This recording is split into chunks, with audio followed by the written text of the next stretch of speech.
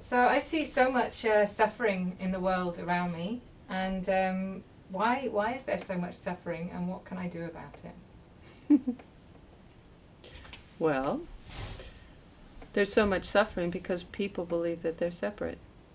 And if you're separate, there's two ways you can look at suffering, right? One is um, if you believe you're separate, underneath we all intuit that we know who we are. Somewhere there is a recognition. For some people it might be a bigger recognition, some people a smaller recognition. But underneath we all have this intuition that there's something beyond what I already know myself to be and what I know the world to be. Um, so when we insist that we're separate, what we're doing is we're cutting ourselves off from our own divinity. We're cutting ourselves off from that which we deeply intuit to be our true selves. And when we do that, we suffer. It's like breaking yourself away from your heart and then seeking for the heart, even though the heart is always there.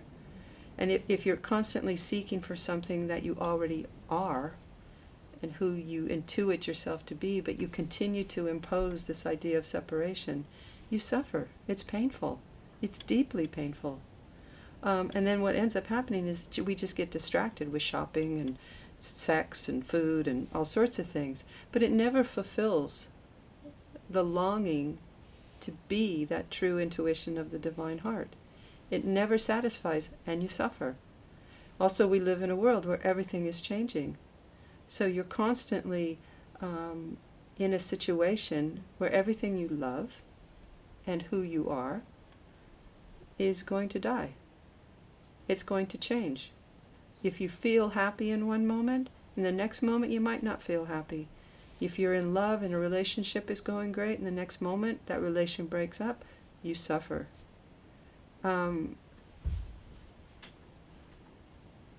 So there's that aspect of being cut off from your own heart that causes suffering. But the other part that is suffering is because if you have the intuition of who you are, I have the intuition of who I am at the deepest sense. And we both are distracted by all the trappings of the world and all the ideas that we think we have to fulfill.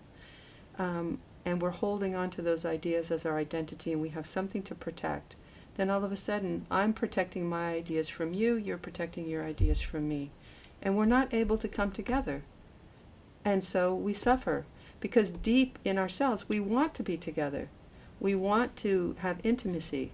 Everybody loves intimacy and is terrified of intimacy.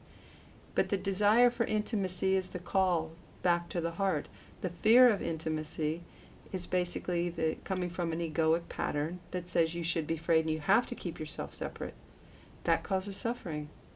So we can say lots of things, causes suffering, but fundamentally it's the imposition of separation.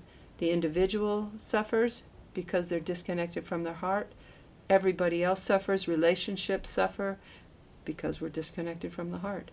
If we weren't disconnected from the heart, would we be able to hurt the other person? Would we be able to kill another person? Would we be able to hurt animals? Would we be able to kill animals? Would we be able to do all these things that we have no conscience around? We wouldn't. The only way we can do that is by imposing that separation. So that's why the world is suffering. We all want to see, we're all intuiting something higher than this world. But another problem that we've got is we think that we're supposed to love being here. And most people don't love being here. If you look at your life, even if you're a wealthy person and you've got lots of friends and family, you still have that same nagging feeling that something's missing. You have that nagging feeling that the intimacy is just not there. You can't find the person you're intimate with. There's always, if there's this imposition of separation, it's always unsatisfying. No matter if you're poor or you're rich or whatever. And then instead of just sacrificing that illusion of the separate sense of self, when we sacrifice that illusion of the separate sense of self, then all of a sudden we find true happiness in the condition that all of this is rising out of. It's like the foundation is love. We recognize that.